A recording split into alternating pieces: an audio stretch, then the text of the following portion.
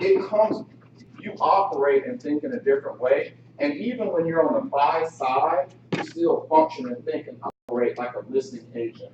And part of the reason that listings are so important, because as a real estate agent, listings are your one thing.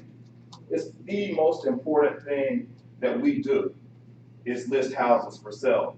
And I say that because if you have the buy side and you have the list side, and both realtors get a $10,000 commission check, surface level is the same thing, but it's actually not, because the listing agent, everyone in that neighborhood knows who listed that house. All the buyers are calling that listing agent. The listing agent is really bringing the neighborhood up and changing the market, taking territory. The buyer's agent, I mean, it's great that they brought the buyers, but the listing agent is the most dominant realtor within a transaction, for the most part.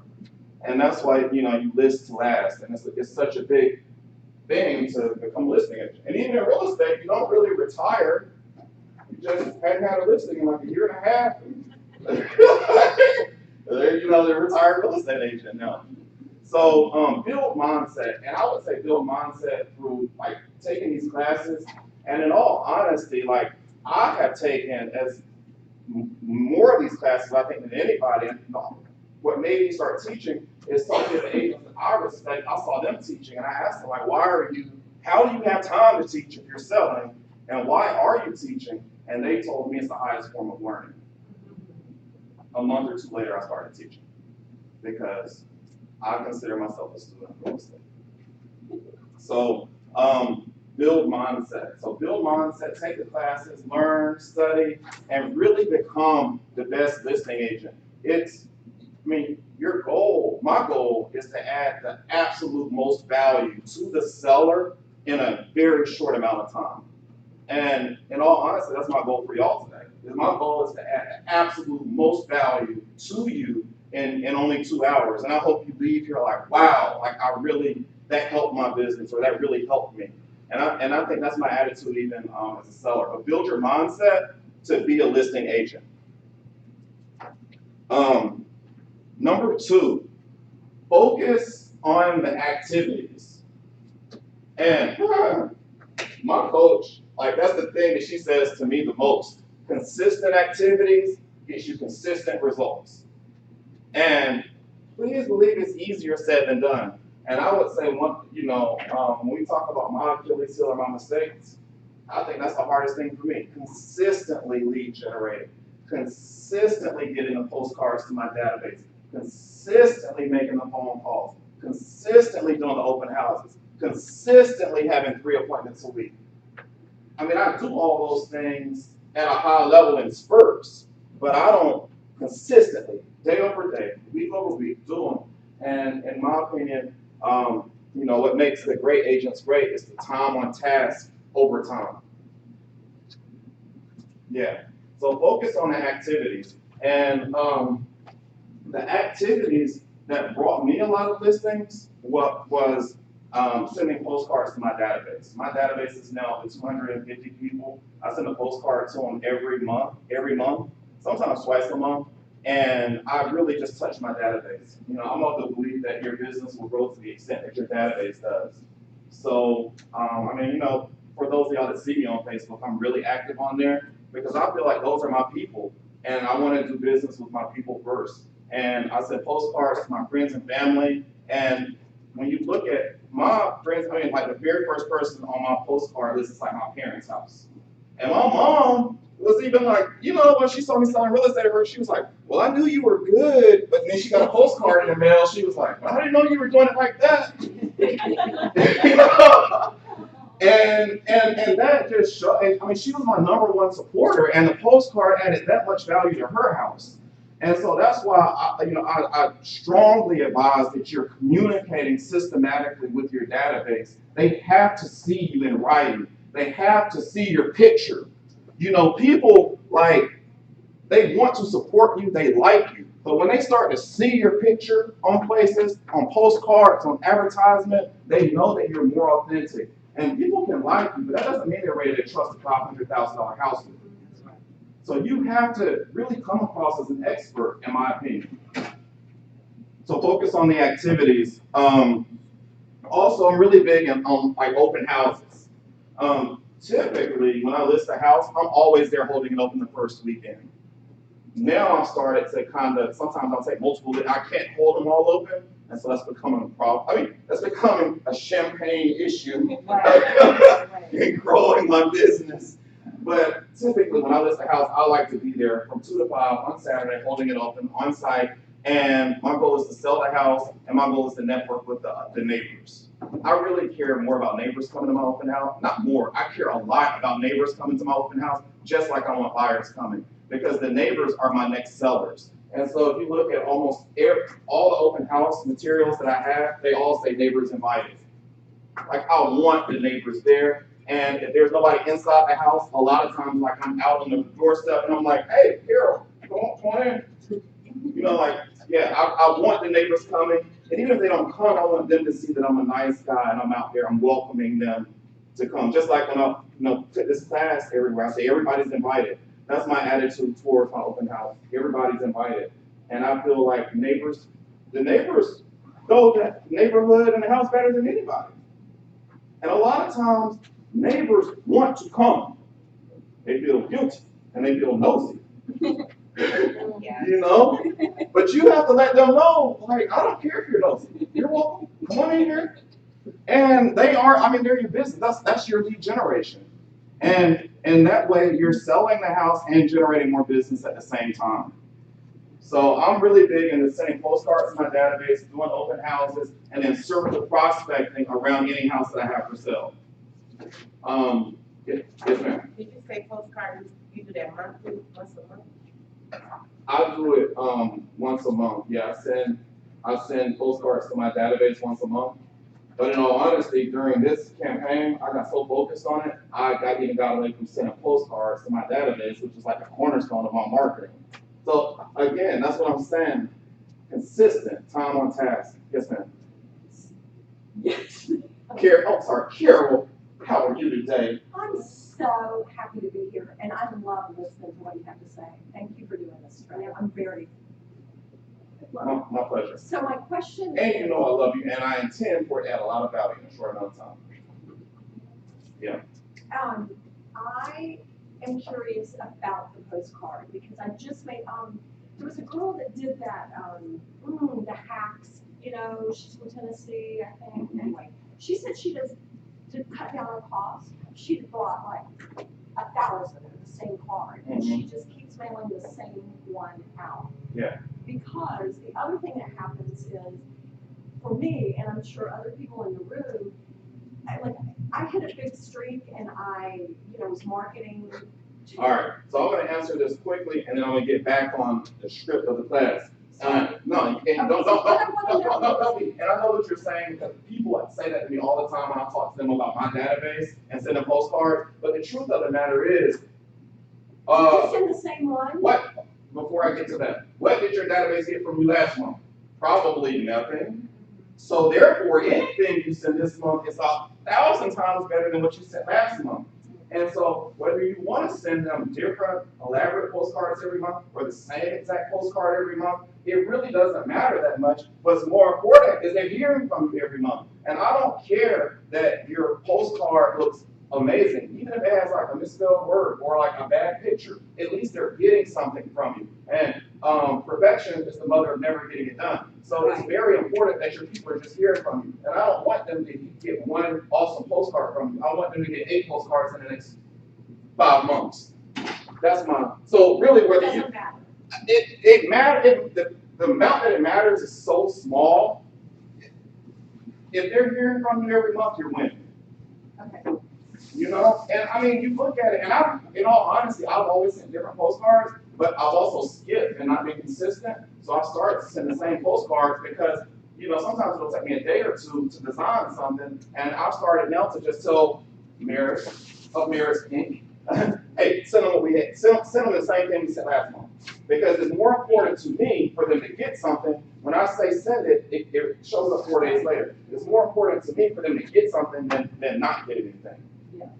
So that's, but consistent activities. So, and I remember Tiffany Pikes came here from Nashville, and she said that. That's who I was talking But she was talking about to her farm when she said that, and I'm talking about sending postcards to your sphere of influence, your database, and most importantly, your past clients. I mean, you got to think, if you sold 10 houses last year, those 10 people are really the #1 people you should be marketing to. And like 90% of people say they would do business with the same realtor, but they can't remember their name. And if you think about it, that's the truth. You can't remember their name, and they closed with you like 3 months ago. And if you can't remember their name, they can't remember your name. Yeah. Question? Quick question? Let's get through it, and then the whole second half, I'm going to talk about questions. But I'll make it real quick. What is it? Oh, for your open houses, when people come in, do you have a sign-in sheet? Do you add them to your database? Yes, I have a sign-in sheet, and I'm working on being most consistent with getting them into my database. And I'll touch on that after we go through the 10. 3. So 10 listings in 40 days. If it had to be summed up, it's like 1 sentence. People are always like, what is the secret sauce? Go on 15 appointments. If you go on 15 listing appointments, you will take 10 listings. You know, I mean, if you go on 15 appointments in the next 15 days, you'll take 10 listings. The average realtor takes 70 to 80% of the listing. If in a night, realtor goes on a listing appointment, their conversion is like 70%. If a top producer goes on a listing appointment, their conversion is like 80%. How do you find those sellers? That is the hard part. You know, I mean, in all honesty, that is the hard part, and that is where the skill lies, and that's what we all have to get better at is how to consistently land. My goal is to have 3 listing appointments a week, because my goal is to take 1 new listing a week. But continuously having sellers is the hard part. That's why I like, you know, holding the listing open, because I mean, you're literally like interviewing for your next listing by selling that listing. And I really, like, I wear suits a lot, and a lot of people, you know, they'll see me and be like, are you headed to a closing? I'm like, no, I'm looking for a closing. And I mean, and that's how I feel. You know, I feel like every single day we're looking for our next piece of business. And that is the true skill in real estate is not selling real estate. The true skill is being able to lead generate consistently enough to have the amount of leads that you need. And yeah, did I answer your question? Yes, absolutely. So my leads have come from my sphere of influence, they come from circle prospecting, and they come from open houses. And open houses to me are a form of circle prospecting. Yeah. But when I look at what I can do to be a much better version of myself, it's to be able to consistently and systematically generate 3 listing appointments every single week and have the confidence that I'm going to be able to do it easily. Because like right now, I mean, I can get it, but it's tough, it's hard. I sweat for it. I mean, it's easier than it was this time last year, but that is the skill set that I'm working to build, is to be able to generate business most consistently. Do you find that your business is largely the higher percentage is referral based at this time? No, well, I mean, I would say like 20 or 30% of my business is referral based. So much of it comes from like my sphere. We get the postcards that is kind of hard. I mean, they get postcards from me and then they kind of like do business with me, but they're not really referrals. But I'm starting to get more and more referrals. But social media has been awesome for me in terms of getting referrals. I mean, the referrals that I get come through Facebook on Messenger. Like they have my cell phone number and they could call me or text me, but they send me the referrals through Messenger on Facebook. So, or LinkedIn. You know, Marco is my boy, and he's here. And you know, I asked him. I'm like, how did you find out about the class? And he said on LinkedIn. He has my cell phone number. He has my website. He has all that stuff. You know, I talked to him on the phone for like an hour, just like 2 months ago. But he found about this on LinkedIn, and that's what I think how a lot of businesses comes to me also, because a lot of people are on social media every day.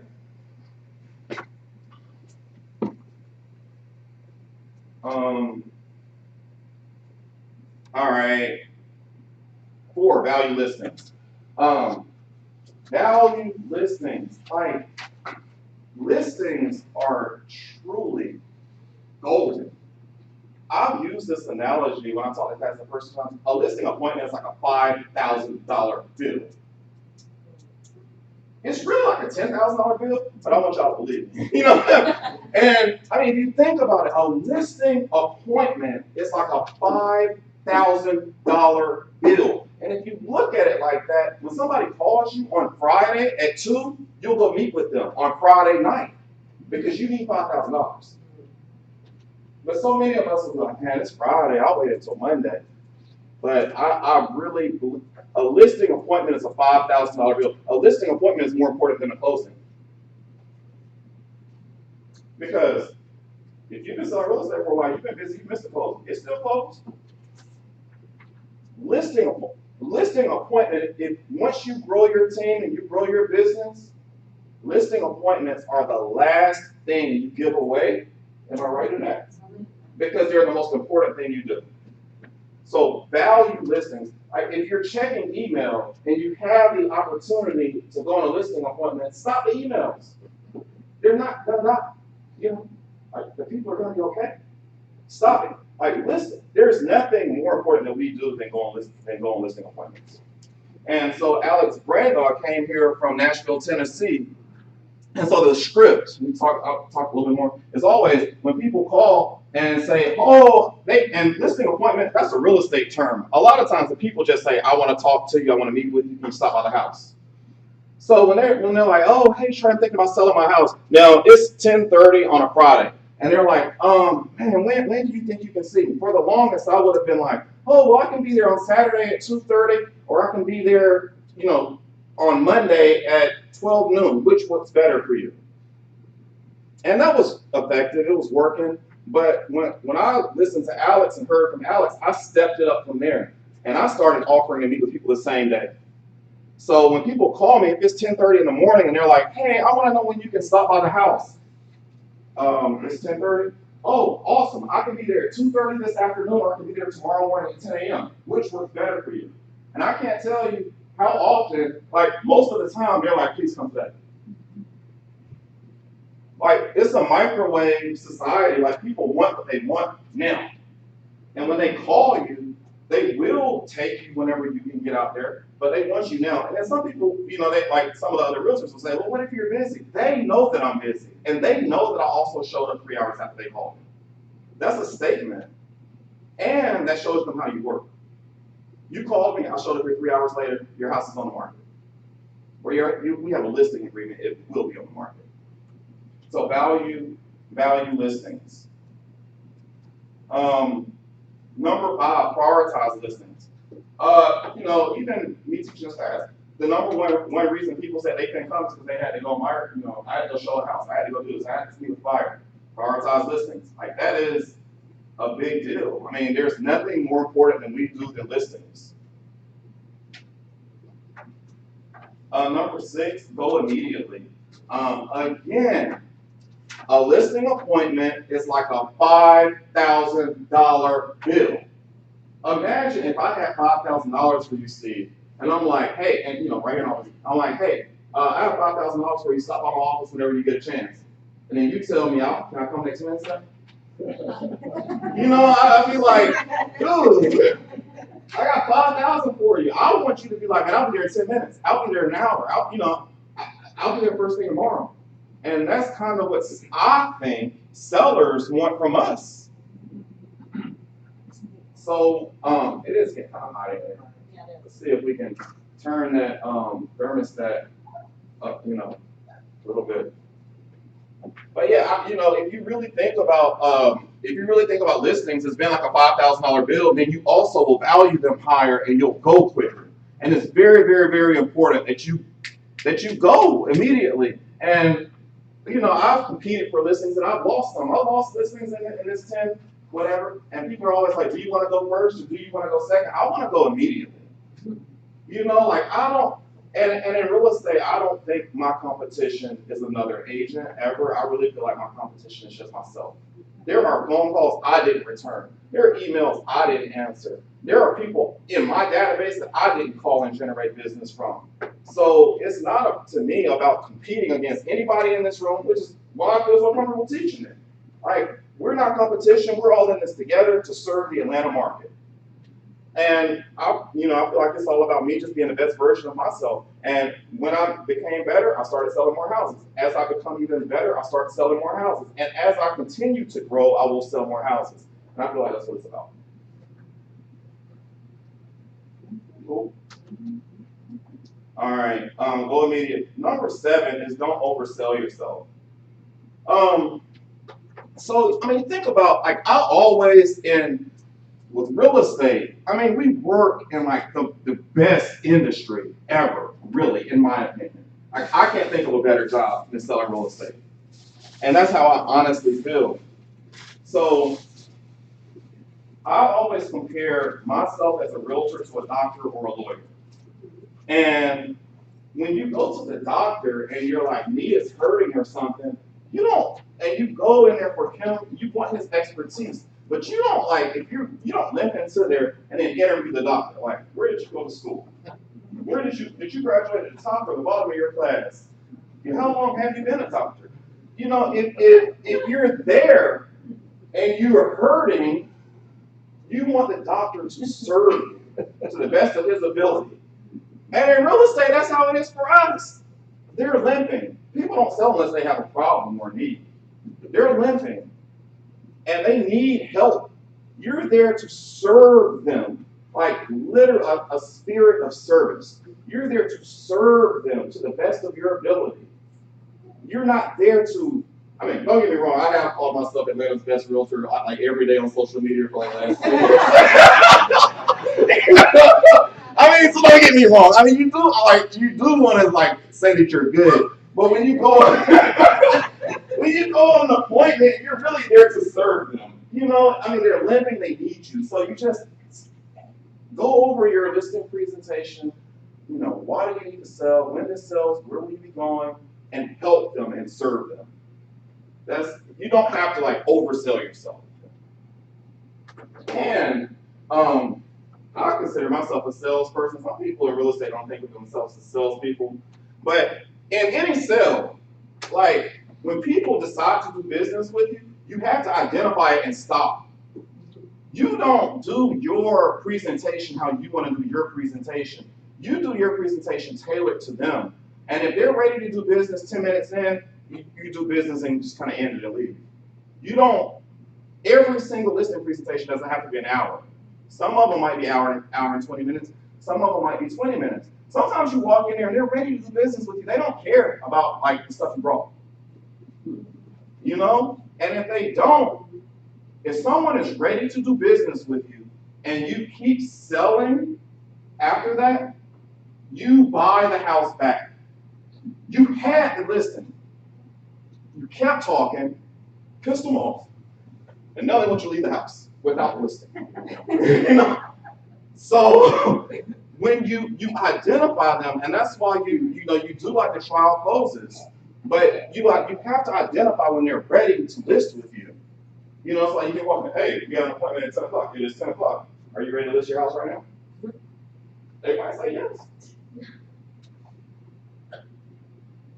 Sometimes they say yes, and if they are ready, they didn't bring you there for a listing presentation. They brought you there for you to put a sign in the yard. Do that. It's not about you and your presentation. It's about the client and what they want and what they need. And I feel like the better I get at vibing and understanding my clients, the better I get at serving them. And it really, I think of myself as having a spirit of service. Yes, ma'am. Yeah, so listing presentation, 2.5 hours. Did not get it on Wednesday. It was exhausting. High C personality. He wanted to know every single detail, and thus we were selling ourselves. I mean, I don't even know how I would have. I think it went too long. Yeah. He was with us. We should have just been like, look, it seems like you like everything. We don't need to go through this presentation. Go ahead. Let's get you to list. Let's get your house on the market. I now know that's what we should have done. And yet if it gets to a point where he wants to know every single detail, how would you have handled that? So that's a great question. Trey, can I jump in? You helped me with this, and I haven't lost a listing since. Yes, oh. I added value Trey, to it. no, Trey said, Annette, I think what you do is talk too much, because I asked him for his help about a year ago. And I said, I'm really working on my listing presentation, and I was coming at it, everything he said is, it was how I felt about myself. He said, sit down and ask them, what are you concerned about? What can I help you with? What are your goals? Because it doesn't matter what you have. Everything that you say starts off with that. And get out of there and shut up and I don't think I've lost one that I wanted. I might not have taken it if they weren't realistic. Maybe that guy wasn't realistic. And I think that's probably what it was, is he wanted to sell his house for $400,000 with a kitchen he hasn't updated since the 1960s. You're better off to not take a listing and take an overpriced listing. But Annette is right. Rookie salespeople talk a lot. Veteran agents ask dynamic questions. What would it do for you if we put your house on the market and we had it under contract by September 15th? That's a dynamic question.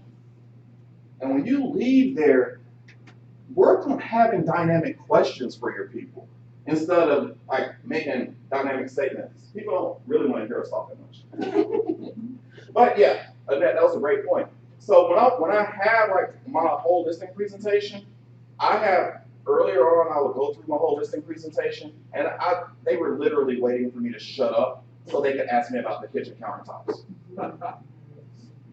So I started now. I have all my stuff that I intend to talk about. That me, what I want to do. But I put it down and I say, Annette, before we get started today, what do you want me to cover? What do you want to discuss? That's so big. Well, Trey, I want to know how much can we sell my house for? That's what I brought you here today, so that you can tell me how much my house is for. Yes, that's what I get too. That's all I want to know. That's all I want to know. That's Pretty much. That's a great question. Do you see how they gave me like 4 questions back to back and didn't even let me talk? You see that? I mean, and that's how listing appointments really are. What do you think we can do for this? What do you think about this countertop? I want you to tell me about this, tell me about that. Don't interrupt them inside of their house, because that's disrespectful. You know, what just happened is a real life scenario. So when you literally have to work. And then wait for it to be like a complete second of silence. And I swear to God, after it's been 1 second of silence, I'm like, that was a great question. And I mean, every single time, no matter what they say, I'm always like, that was a great question. And the reason why is because I want them to feel comfortable asking me. I don't want them to feel like, oh, I'm asking them stupid questions or whatever. So I really, whatever they say, Carol, that was an outstanding question. It really was. And that is one of the #1 things that we go over in the listing presentation. And when I go on the listing presentation, I usually know roughly a range of what it should be listed for. I know that this house is worth between $280,000 and $320,000, for the most part. $380,000, $220,000. I don't go in typically with one number in my head. And so then it's like poker. I usually want them to give me their number before I get in mine. Exactly. So then I'm thinking in my head it's worth between $280,000 and $320,000. And so Carol just asked me, but what do you think it's worth? That's a great question. Out of curiosity, Carol, what do you think it's worth? You're brilliant. That's good. That's good. That's great. That's a What did you great. just say? Thank you, Trey. Now, if she says, I just, make me. That's your aha. That's a good one. so I just said, I thought it was worth between $280,000 and $320,000. Did you notice too how confrontational she was when she asked me that question? They are going to be very confrontational. That's another reason why you say, that's a great question. So I like diffuse the situation and then ask a dynamic question. Out of curiosity, what do you think it's worth? Now, if she says anything between 280 and 320, we're good. If she says, no, say 350. So out of curiosity, that was a great question. So out of curiosity, what do you think it's worth? My neighbor down the street, they sold theirs for 400, so mine doesn't have a kitchen or any updates, but I think 350 for sure if they sold theirs for 400. I got a much better backyard. Or I don't have mold in my basement. That's awesome. So do you see how she made 2 or 3 statements without letting me address it? That's what I'm saying. Don't overtalk these people. If you overtalk people in their house, you're gonna lose listings. So you see, again, she said 3 or 4 things and then let me talk. So, okay, all right, so for 350, and when they talk about stuff that is listed, keep in mind, comps aren't determined by what's listed. Comps are determined based on what's sold. So, for 350, well, Carol, as you see, we've gone over the comparatives, the solds in the neighborhood, and most of the numbers are showing nothing is sold in your neighborhood over 325. So for you to sell at 350, you're going to need a pre-listing appraisal for that. Oh. Yes. I'm not there to be confrontational with people. I'm there to be nice and polite. I mean, that's my personality anyway. I'm a Southern gentleman. But and people argue about pre-listing appraisals, whether they're necessary or not. I like them. And the reason why I like them is because let's all think for a second, if we're going to go to a city that we've never been to before. We're going to go buy a $500,000 house in, let's pick a city.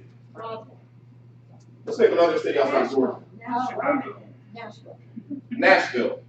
We're going to go buy a $500,000 house in Nashville. We just moved to Nashville this morning at 9 a.m. We're looking for a house this week. Never been to Nashville, don't know that much about the neighborhood. We're walking around. It does look nice. We've seen 7 houses. And then we walk into this one house. We like the house. The countertops are nice. It's in good condition. The number one question is, so Marco, what do you think it's worth? Is it overpriced? 80% of houses are overpriced. We all know that. Wouldn't you agree? Yeah. So if 80% of houses are overpriced, the buyer's number one objection is it overpriced? How much should we offer? Wouldn't it serve that buyer at a very high level for there to be a pre-listing appraisal laying on the kitchen countertop when they saw the house? The seller's not going to be there. I'm the listing agent. The listing agent's not there. I mean, sometimes they are at higher price points and stuff, but pre-listing appraisals, buyers value them. And it gives buyers confidence to write offers. It gives buyers confidence to write full price offers. And my goal is not just to sell your house, Mr. Seller. My goal is to sell your house at full list price. Does that work for you, sir? Yes, sir. So I'm confused with the pre-listing appraisal and then actual appraisal after like due till, that appraisal. Are they both the same or you need both? That's a great question. So a pre-listing appraisal is the house is worth roughly $325 or $350. We're going to get the house appraised by an appraiser. We hire on the front end to determine the value. So a popular appraisal company is D.S. Murphy here in Atlanta. So we call D.S. Murphy, like, hey, we need a pre-listing appraisal. We're getting this house on the market. They come out there, all the comps said $325, roughly. She wants $350. They come out there and appraise the house at $325 or $330, $335, whatever. So there's an appraisal by an appraiser determining value. And they're thick, they're like 20 pages long. And from there, we put the house, now the seller and I'm coming back to her saying, the appraisal came, no, I went on a listing appointment, 4 or 5 days later, the appraisal's back, appraisal's in. And I'm saying, your appraisal came in at $330. She told me she wanted to list it at 350. Now, I wouldn't be a good, she can't really sell it at 350. It only appraised for 330. And instead of arguing with her, I would take that approach. And then every single time that a buyer comes to see that house, that appraisal is laying on the kitchen countertop. But then the buyer's lender, the lender is gonna get more of their own appraisal, right? Right. Yes. So then what happens? So that's a great question. It really, really, really is, because it is confusing. And that's why, in my opinion, this is serving your sellers at a high level. So we've now gotten a pre-listing appraisal. It came in at 330. We priced the house at 330. And then we list the house. We put the house under contract for 320. Is everybody with me? Okay. Now the buyer who put the house under contract for 320 is pre-qualified, or they're getting their mortgage with ABC Mortgage, right? So at this point, we have a list price of 330. We have a contract at 320. We have a pre-listing appraisal at 330.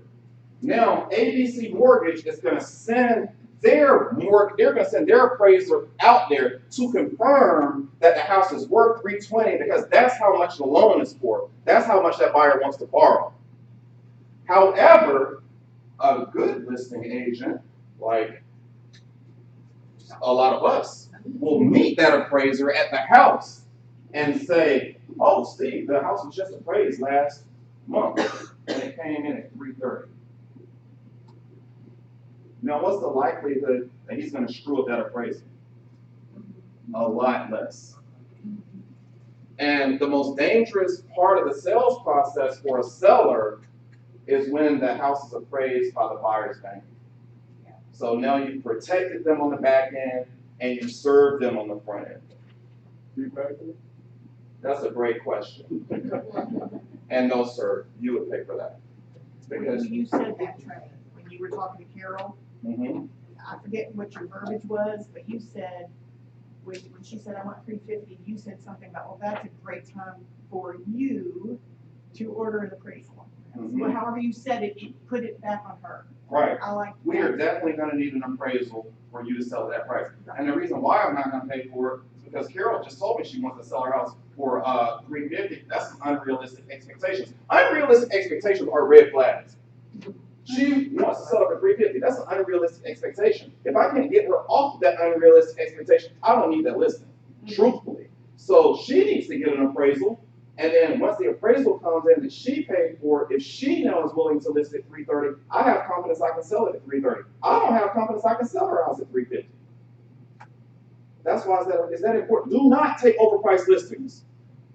Keep it simple. My marketing strategy: price it right, show it perfectly. Price it right, price it right, price it. If your house is the most beautiful deal at $300,000, it's also the ugliest house at $325. Would you agree with that? Yes. So now that I understand that, I owe it to you to share with you that it would be terrible for you to price your house at $325. At $300, it's a deal. It's going to sell. That's where it needs to be priced. It's priced correctly. If you overprice it, you're not in a position to win.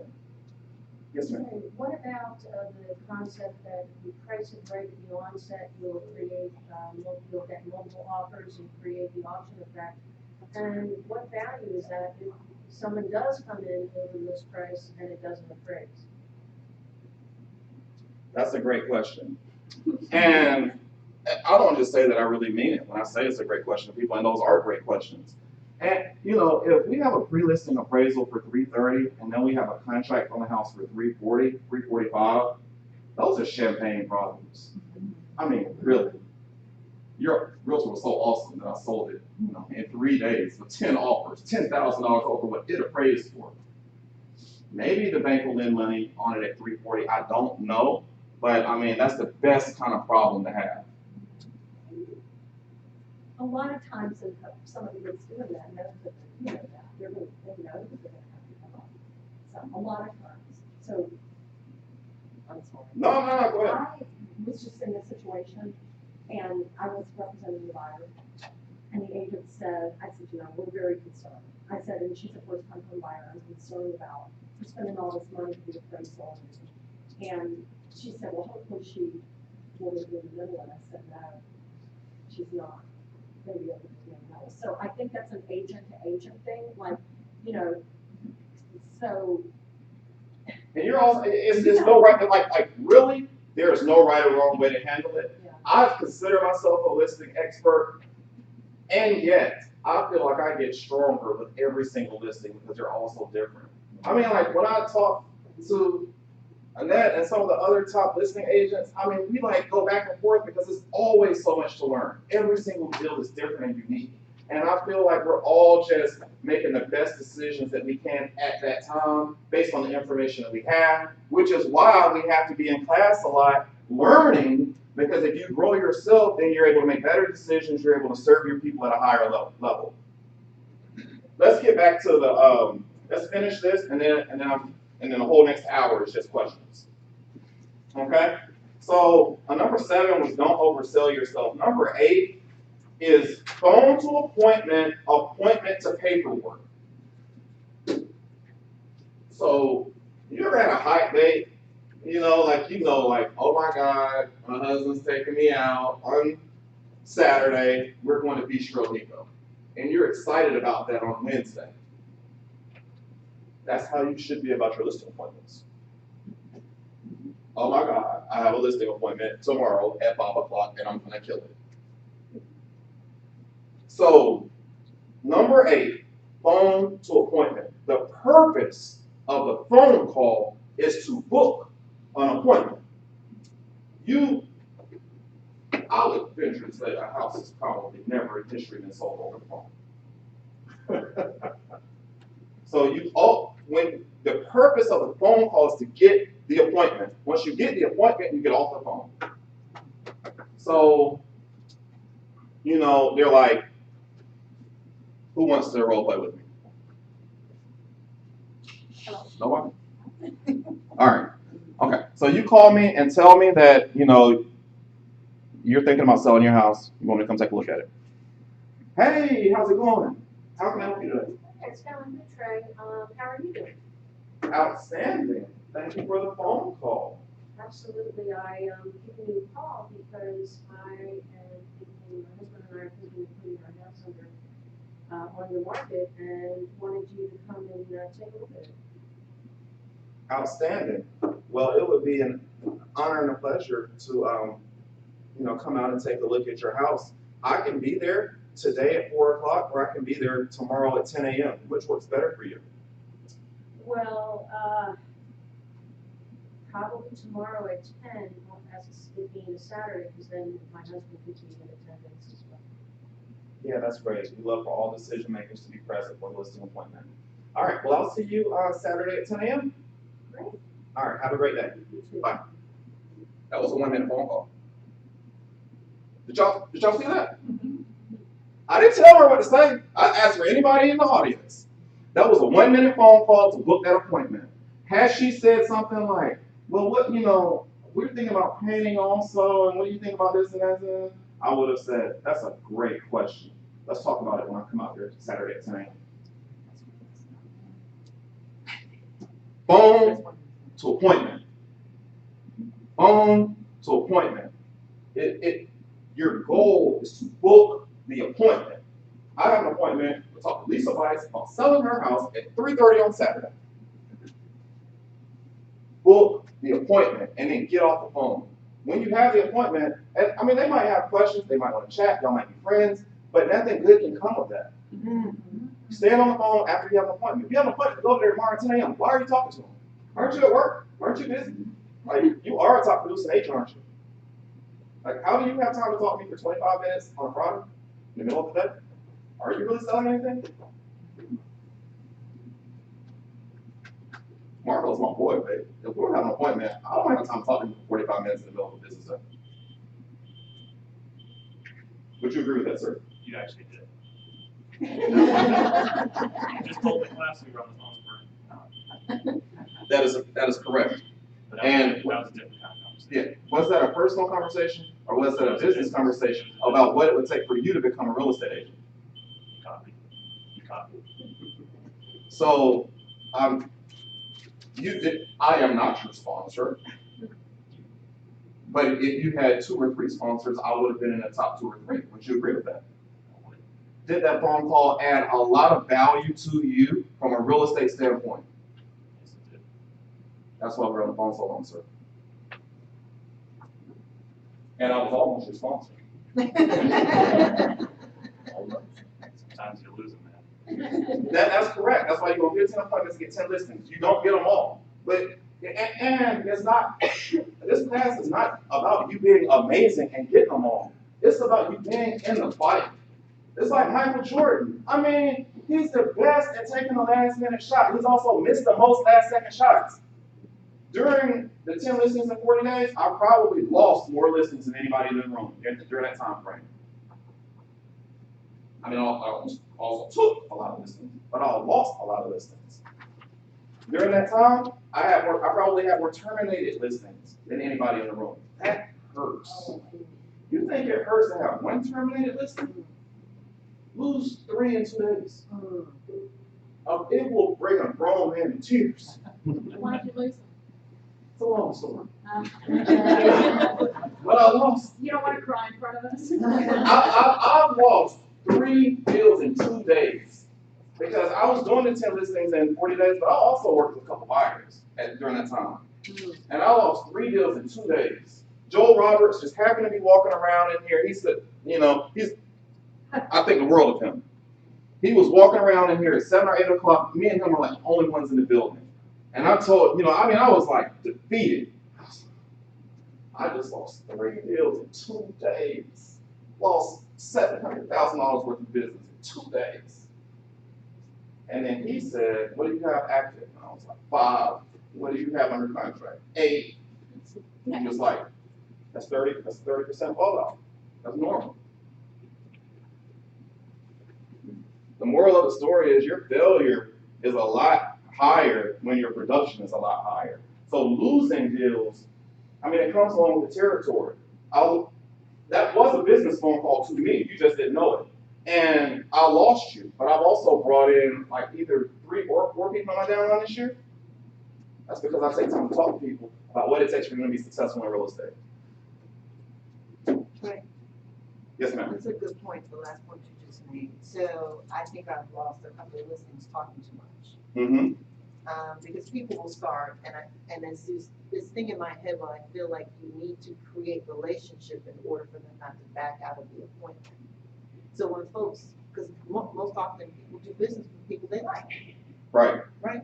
And so when they call to book an appointment, I feel like there's this balance between engagement, setting the appointment, giving them the teaser, and then getting over to the appointment. And so I heard what you said about make the damn appointment and get off the phone. Mm-hmm. So your business, that's a great question. It really is. Your business will grow to the extent that you do. That's why I said before, we are not each other's competition. If you grow yourself to 100 deals a year, you will do 100 deals a year. But if you think about comparing yourself to a doctor or a lawyer, if you went to go see a lawyer and you felt really chatty, do you think he would sit there and chat with you for a whole hour if he was supposed to meet you for a 15-minute appointment? I can tell you, I am a lawyer. Or a doctor. If a doctor has a lot of appointments, will he sit there and chat with you about stuff that has nothing to do with why you came to see him? So, once you grow yourself, you'll see that you won't have 2.5-hour listing appointments. You won't let people talk to you for that long. You'll stay on task. You'll stay on topic. I'll come right back to you. And that is so much about the agent being better at asking dynamic questions. The agent being better at navigating their meetings. The agent having better scripts. The agent being able to say, I would love to talk about that. I just can't right now. We'll come back to it tomorrow. But I'm here to discuss this. I'm gonna come back to that in just a minute. So, and we're still on number 8, but if you were to skip down, number 9, the very next one, don't be tied to the outcome. You cannot be tied to the outcome. If you have multiple listing appointments, you won't be so scared to lose one. The reason why you're so fearful of these people is because you haven't had an appointment in 2 weeks and you don't have any more scheduled. If you had 3 appointments for this afternoon and you go on that first appointment and that person's chatting, you're like, oh, look, I got 2 more. I have 45 minutes for you. I mean, you won't say that to them, but you know that you cannot stay at that listing appointment for 2.5 hours because you have another appointment that you're supposed to be at 4 o'clock. And if you don't end the first one on time, you're not going to get the second one on time. And if you had 3 in one afternoon, you would not be tied to the outcome. And I know that because I've been on appointments and then they are like thinking, I'm like, let me give you some time to think about that. I'll call you in the morning. You know, and it's not me being any kind of way. It's just that I can't sit here with you any longer. Like, I'm scheduled to be here from 10 to 12. I mean, with this class. But for a listing appointment, I think in my mind, like, I have about an hour for them. And that's all we need.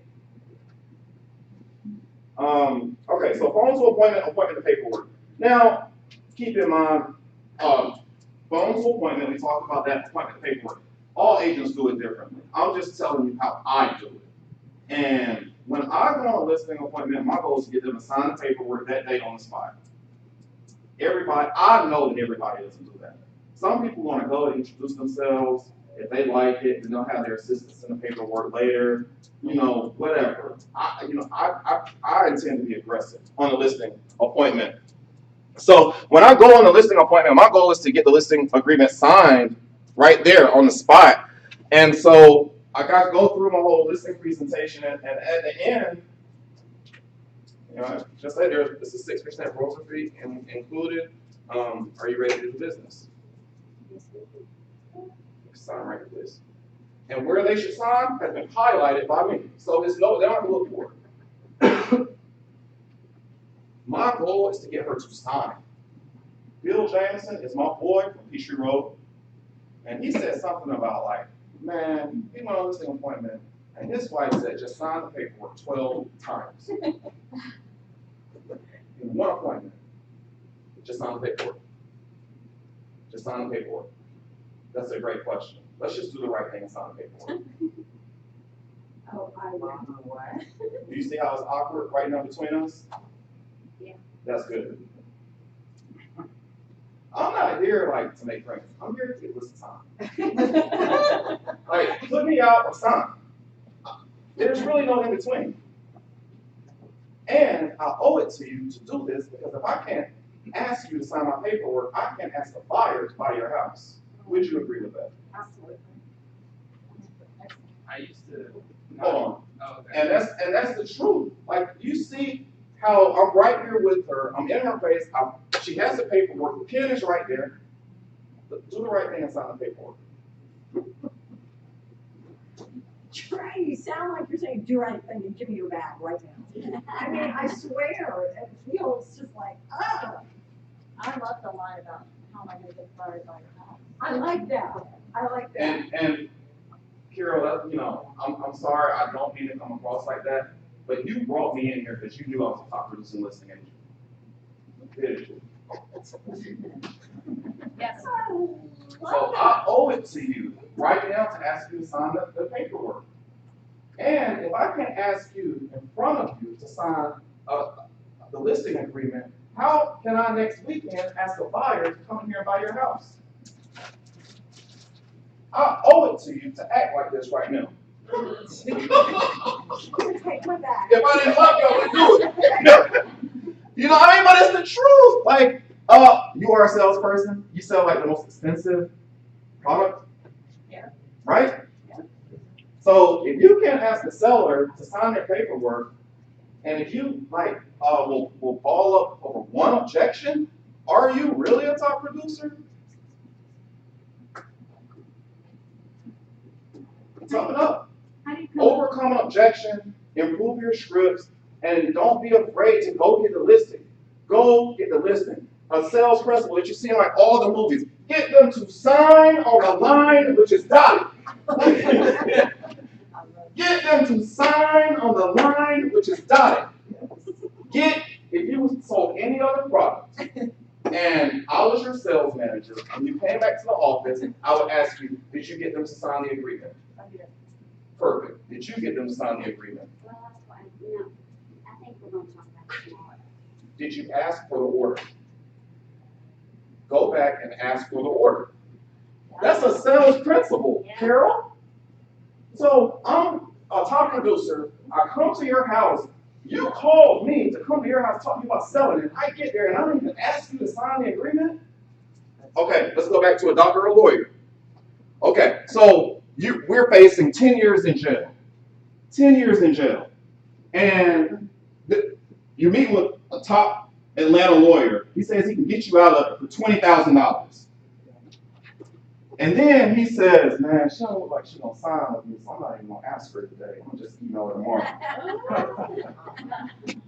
No! No!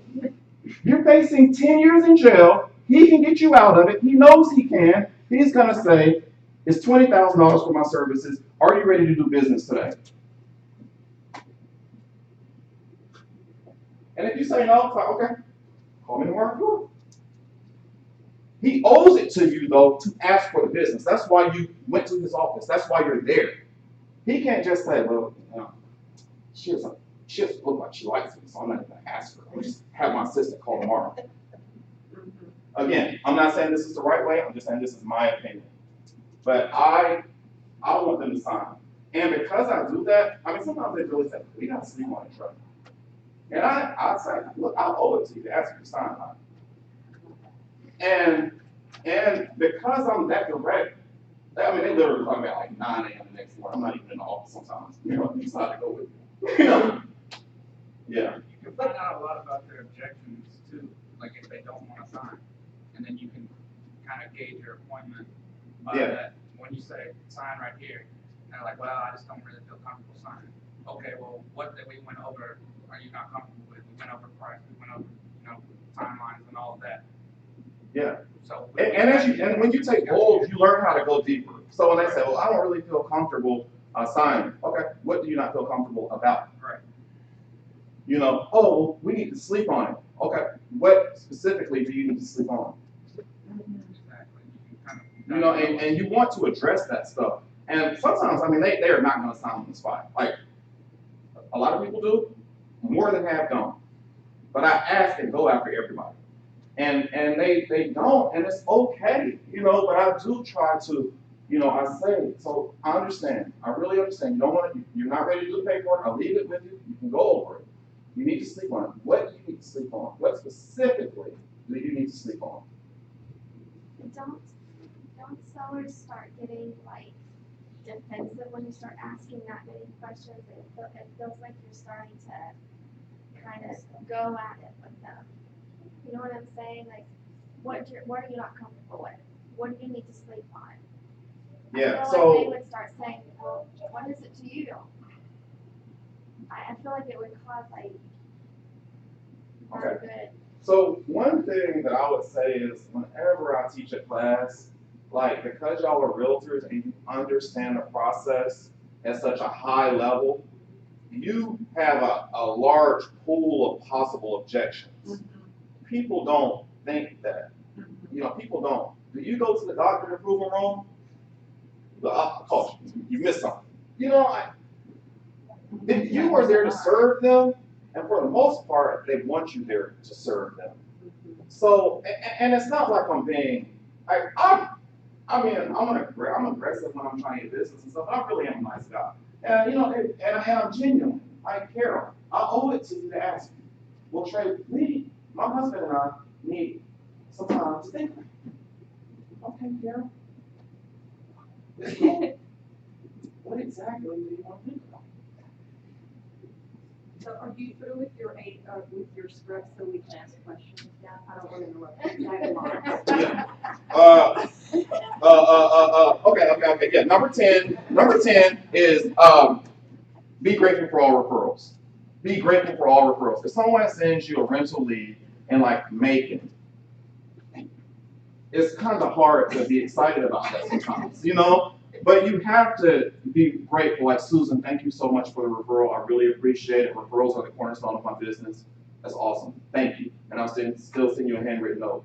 Because it's not Susan's job to interview the referral. She doesn't need to say, they say, oh, I have some real estate needs. The first thing she should say is, you've got to call Trey.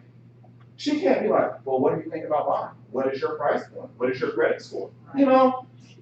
So if Susan sends me a referral, I'm grateful because I'm rewarding the act of sending me a referral. I'm not rewarding the quality of the lead. Because if I thank her for sending me one referral this week, is it likely she could send me another one next month? Is it likely that anything she sends me is better than a rental lead in Macon? Yeah. And Well, Trey, can I interrupt? I did get a rental lead about 2 years ago, and he wanted to rent something just for like 3 months up in Lake Lanier. Well, I worked with him. And then his wife got pregnant. They needed to buy a $900,000 house in Marietta, which I sold. But had I not talked with them and figured out what they needed, blah, blah, blah, I would not have that. Right. So you don't know what it's going to turn into. Yeah, you don't. I mean, we're here to serve people at a very high level, and that's what we should do. You know, and if people are sending you referrals, that is awesome. Good agents get referrals. You get bad referrals, you get weak referrals, you get great referrals. You get referrals, and you want people sending you referrals. So if they send you a referral, you say thank you and reward that action, not the quality of the lead. I think I'll cover everything that I was going to. Repetition is the mother of learning. The best way to get good at listing appointments is to go to listing appointments. Therefore, you know, if you're really busy, it's one thing to like turn them down, but if you're not, go on. At least it's good practice. And if you don't really want to listen, that's real good practice for you to like sign that. You didn't really want it anyway. That's the best kind of person to practice on. Yeah. Yes. You ready for questions? All right. Yeah. So I'm done with everything. Do we need to take a break, or should we just keep talking? Okay. Let's keep talking. Yes, ma'am. All right. On your list of where it says sources of business, none of those happen to be expired or FISBOs. Is that because you're on a mission and you kind of streamlined your idea of the fastest ways to get business, or how did all that come into play with the fact that you told your coach that by the 40th day you would have 10 lists? Yeah, I'm not a FISBO expired person, so I've never gone after them, and I did it this time. I'm taking a bowl for the 4th time later this month, and I do intend to like maybe experiment with some FISBOs, but I'm not a FISBO expired person. I do business with people that know I can trust me, and I, you know, referrals from those people. So I don't, you know, when I get like too busy with the people I know, and maybe, but I'm just not a FISBO expired person. Yes, sir, and then right here, and then right here. So this list of all the names you have here, I would just like to know exactly how you got the listing appointments for all of these people. Like, how did you do it? Because I don't know. I mean, it says source of business in my database, but it would be great to know exactly how you set up that appointment, because that's what I'm trying to do. I'm trying to get listing appointments, and you can do it various ways, whether you're at an open house and you meet a seller and then whatever, or you can call expires and FISBOs. How did you do this? Yeah. So if you pick any one of them, I'll just give you the story. Or afterwards, I really can't tell you. But okay, let's just look at Mr. Cumming, Mr. Cumming. because you ran a networking event. Yeah, so the Atlanta Home Show comes to the Cobb Galleria. I was at the Atlanta Home Show, I had a booth, and I was out there talking to people. I met him like 6 months before, and he told me he was interested in selling his house. I would call him like once a month or so, like trying to get an appointment. Like, that's all I'm trying to do is get an appointment. Eventually, I got the appointment. I went on the appointment. It went well. They didn't list with me, and they wanted to wait. I'm actually still working to get that listing. Did I answer that question? But I mean, it's not like I call these people one time and then they list with me. I mean, I'm making my phone calls. Like, so much of lead generation is lead follow-up to me and for me. So a lot of it is, I called you last month, you told me to call you back this month. I'm calling you this month. Can I schedule time to come over there Saturday at 10 or Sunday at 2? I'm just working to get a point. When you have a lead, the goal is to convert the lead to an appointment. Oh yeah, I'm sorry. Yeah. Okay, so appraisals. You go and you meet the, I guess the bank's appraiser. Having had a listing appraisal done. I have heard that there is a conflict of interest, and there's some appraisers that will say, no, I have been skewed, I will not do this appraisal now. Have you experienced that? I haven't had anybody just like an appraiser like refuse an appraisal. I've heard of somebody saying, no, my judgment is skewed, I like to come into an appraisal with an open mind, no information, so. Yeah, I haven't experienced that, but a lot of times when I got the pre-listing appraisal, it was laying on the kitchen countertop the whole time, like for the seller, the showings. And so even if I can't make it, I tell the seller make sure it's leaving out, it's laying out there for them. And so when they walk through the house, they can't help but see it. Right. And even if they don't want to read it, I mean, first of all, like sometimes appraisers can be confrontational, but a lot of times they want to talk to a realtor because you're an expert in that neighborhood, and they need to know. You know, they ask you, why is this house awesome? Have they done any renovations? How did y'all come up with the list price? Do you think it's priced correctly? You know, that's what I see with appraisers a lot of times. I mean, I have had low appraisals. We all have, but for the most part, I think they're nice people, and they're usually nice to me. I'm nice to them, and I'm not there to sell them. I'm there to serve them. And it really is. It's like, I know you need to appraise this house. How can I make your job easier? Are there any questions? That's really how I act most of the time. I'm like, so they call me to book the appointment to appraise. So it's like, hey, Marco, thank you for the appointment. Sure, you can go over there tomorrow morning at 11 o'clock and appraise the house. Are there any questions that I can answer for you? What can I do to make your job easier? I've heard giving them the comps, so I don't know if that helps. You should be doing that. Yeah. Do you do that? Well, giving them an appraisal is kind of like the same thing. Yeah. Because that I mean, the comps made the appraisal. It's like just giving them comps on steroids.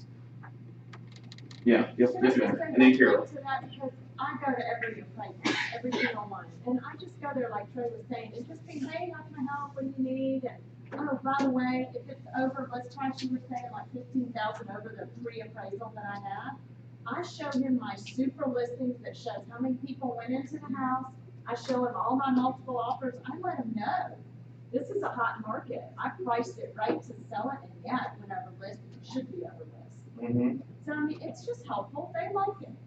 I've never had a bad experience with an appraisal being there with me. Have I gotten low ones? Yes, but they're fine. I mean, they gotta go do a CNA, which is what we already had to do, so why not share it? Yeah, and I've also, I mean, heard them say they like to talk to Yeah. the realtor who obviously knows that house. Yep. So I would agree with that. Yeah, you're there with sellers, buyers, appraisers, everybody. You're there to serve your people and add value. And if you know that somebody is truly there to serve you and add value to you, like how do you not like somebody like that? You know? What Yes. do you advise a seller who asks you if they should update, renovate their bathrooms or kitchen prior to putting their home on the market? So that's a great question. Typically, every situation is different. I don't usually want to see them spend a lot of money on the house. I want to. What adds the most value is paint and contrast. We'll have the house professional stage. We have 2 stages on my team. That is what I feel like 90% of people need. The challenge that I see with renovating is that typically renovations go over budget and over time. And so if they're ready to list now, and then we do a renovation, I mean, we've now pushed listing out like 3, 4, 5 months, a long time. And I mean, if the house is worth, you know, 300 now, what are we gonna do, like a $20,000 renovation and now try to sell it for 325? Like that. I think it depends on the price point. It does depend on the price point. You are correct about that. And every situation is different. But generally speaking, I don't. Neutralizing, decluttering, painting, contrast, that gets most houses ready for the market. And if they do a bigger renovation, then they're gonna need a bigger list price, and you definitely don't want them to over renovate. And then now it can't appraise. Right. You know, like it was a $300,000 house, they did a $20,000 renovation. Now we have to sell the house for $325, but then now it can really only appraise for $315, $320. Like, generally speaking, every situation is different. I don't encourage that as much. I mean, they're on the listing appointment, so I'll take a look at what they want, but typically I don't. That's not what I want them to do. And it also is a risk of them doing a renovation that people don't like. They put in a white kitchen, the buyer comes right in and complains about the white kitchen. You know, whatever. Yes, ma'am. Who does your postcards and what do you spend a month doing that? So postcards, Michael Lewis Marketing Suite does a postcard. Maris Inc. designs custom postcards for me. And the Churchwell Group design, like Just Sold and they design postcards for me too. But it typically comes up to like 90 cents or $1 per person. And I have 250 people in my database. So it typically is about $250 to send postcards to my whole database. And when you look at spending money on marketing, that's really not that much money.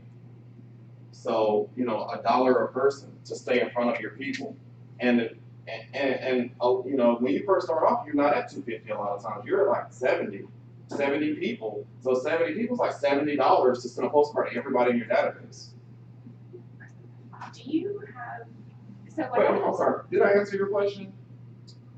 Or Me? who has it? Nanette, did I answer your question? Yeah, I mean, I just wondered what your process was and it's, you know, to, And when I go to listening appointments, I usually try to do that. When they ask me a question, I answer it, and then I ask them, did I answer your question? Because a lot of times they're like, no, you didn't. I wanted to know this or that or whatever.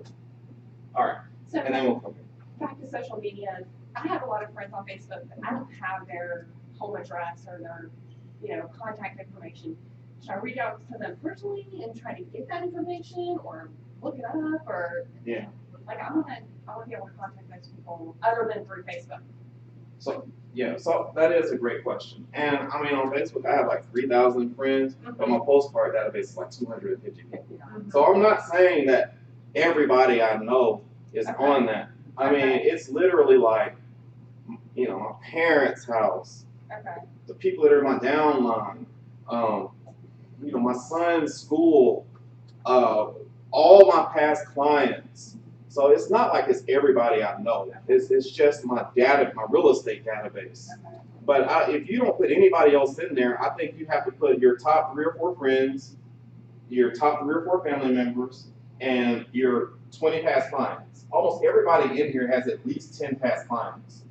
And so those 10 people should be hearing something from you. If for no other reason, just so you can remind them what your name is. Because I guarantee they probably don't remember. So I could add to that. We're both new agents. I literally did what you did.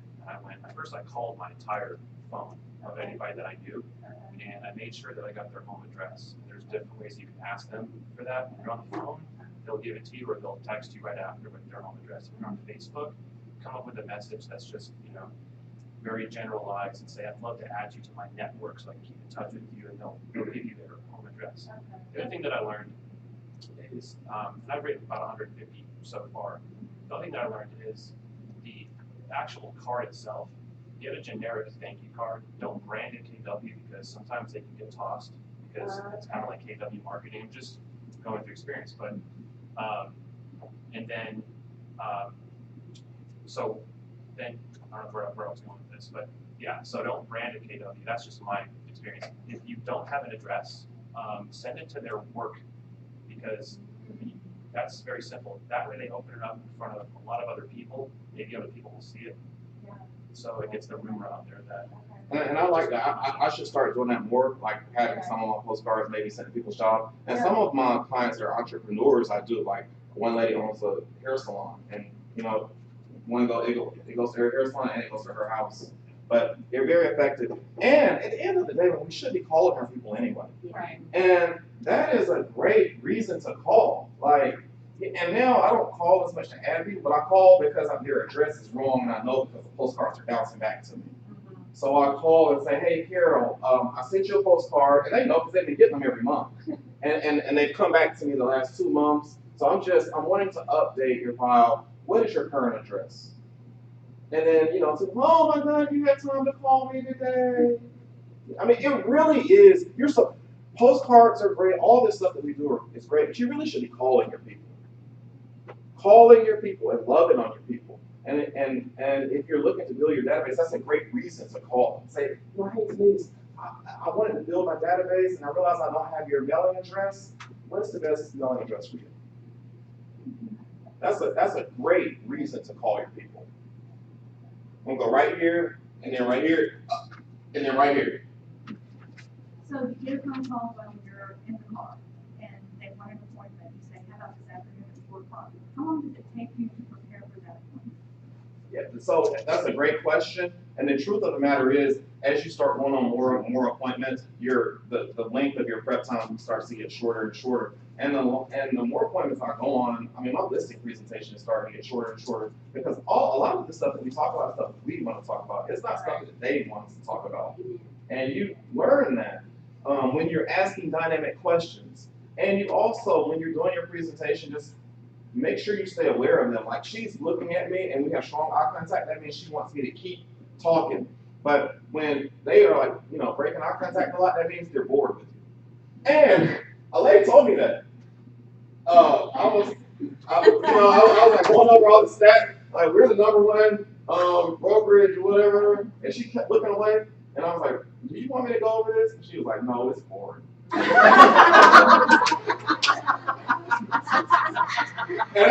And it saved your time. And I said, Sign here. yeah, I was like, well, are you ready to list your house? And she was like, yeah. I swear, that's a real story. I was going over all the stats, and I saw she wasn't engaged. Like, it wasn't interesting to her. And I asked her, I'm like, do you want me to keep going over this? She's like, no, it's boring. It's true. Like, you cannot take yourself too serious. You're there to serve her, not do your presentation. If she don't want to listen to it, then don't make her listen to it. Did I answer that question? And then is another question like on the tail end of that.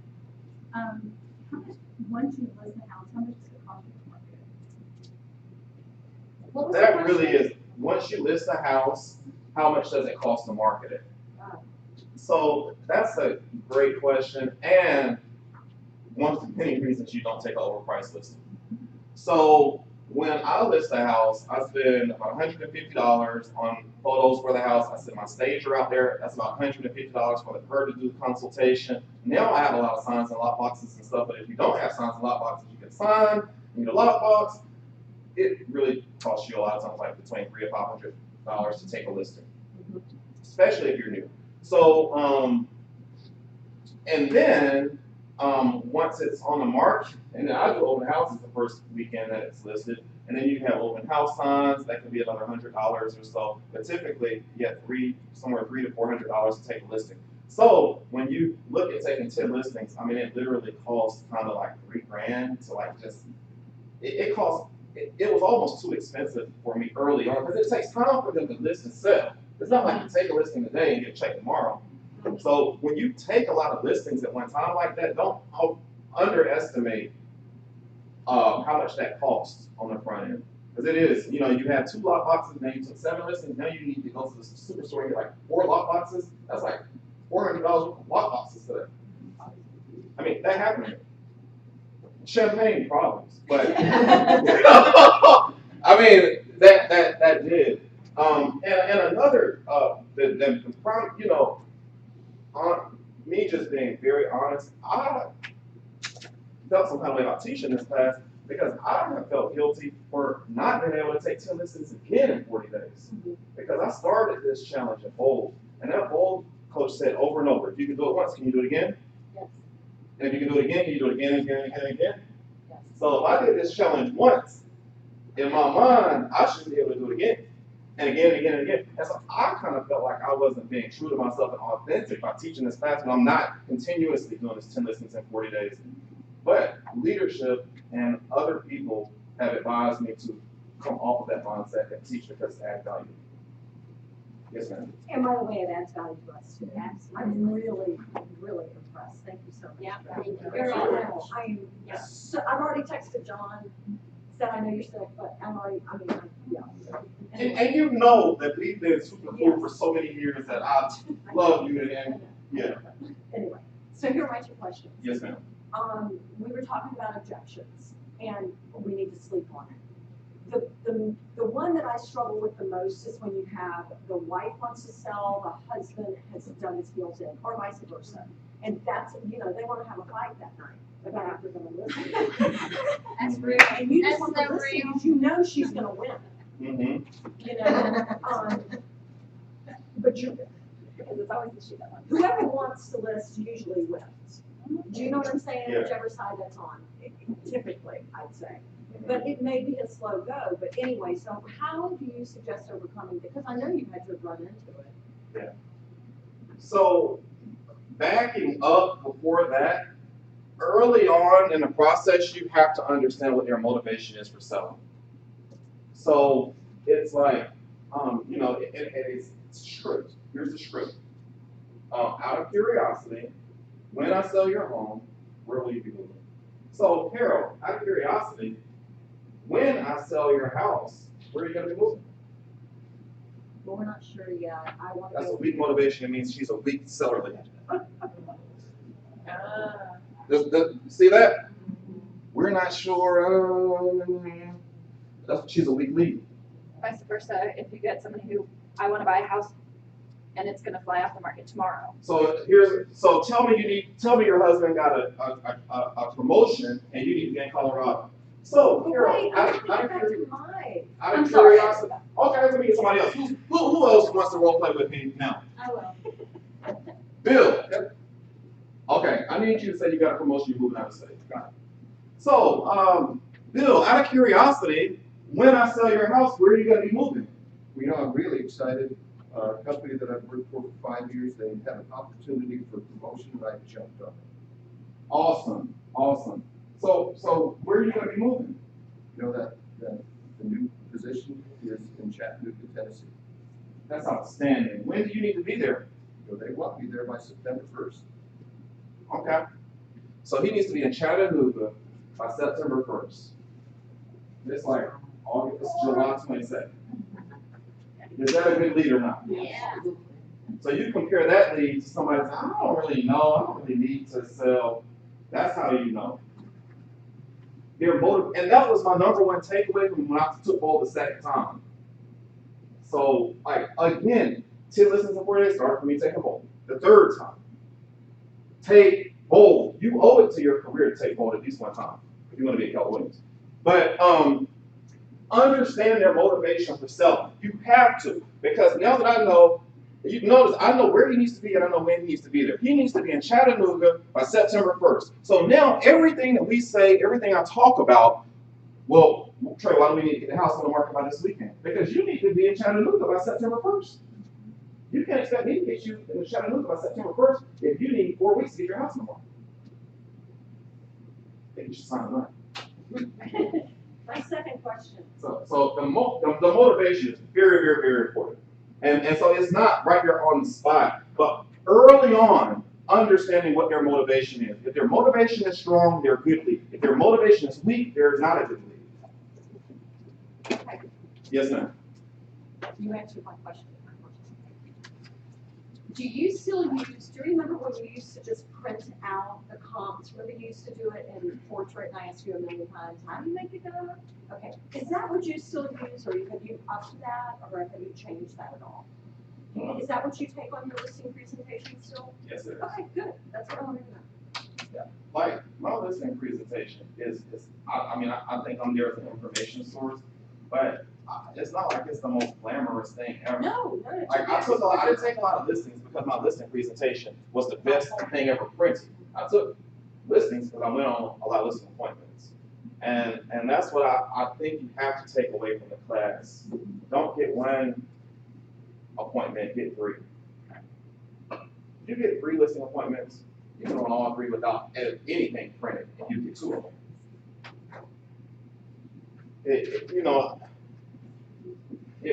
it really, and that's why too, like as I continue to teach this class, the Achilles heel I think is I've got to focus more on how to generate the appointments and teach how to generate the appointments, because that's really where the skill is. If you generate appointments, you will take listings. Yes, ma'am. How do you set boundaries with your clients? So say you want to do a listing presentation, you have an hour for it. Do you tell them at the beginning, I'm excited about this? How do you say it in order to make sure that Chatty Cathy doesn't Chatty Cathy you all? So a lot of the people in this room have been chatty Cathy's as they've been asking me questions, and I've been handling these questions and objections, and this is what I'm doing right. I mean, literally. Now, part of the reason I teach this class is because to me, it's a 2-hour class. It's just like me going on one listing appointment.